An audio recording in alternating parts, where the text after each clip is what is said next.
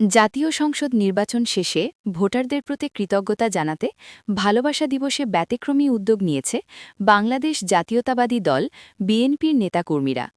পার্বত্য জেলা খাগড়াছড়ির গুইমারা উপজেলার হাফছড়ি ইউনিয়নের বিভিন্ন ওয়ার্ডে বাড়ি বাড়ি গিয়ে ভোটারদের হাতে ভালোবাসার প্রতীক হিসেবে ফুল তুলে দেওয়া হয়।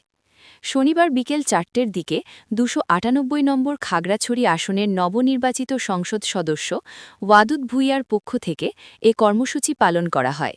এতে নেতৃত্ব দেন গুইমারা উপজেলা বিএনপির যুগ্ম সম্পাদক আব্দুল লতিফ ও সাংগঠনিক সম্পাদক আইয়ুব আলী ডালিম। এছাড়াও উপজেলা বিএনপির কৃষি বিষয়ক সম্পাদক মোহাম্মদ হানিফ, হাফছড়ি ইউনিয়ন বিএনপির যুগ্ম সম্পাদক দিদারুল হৃদয় এবং সাংগঠনিক সম্পাদক জাকির হোসেন সহ স্থানীয় নেতাকর্মীরা এতে অংশ নেন। এ সময় নেতাকর্মীরা ভোটারদের সঙ্গে কুশল বিনিময় করেন এবং নির্বাচনে অংশগ্রহণ করে ধানের শীষ প্রতীকে ভোট দেওয়ার জন্য ধন্যবাদ ও কৃতজ্ঞতা জানান। পাশাপাশি ভোটারদের আশা প্রত্যাশা পূরণে দ্রুত কাজ করার আশ্বাসও দেন তারা।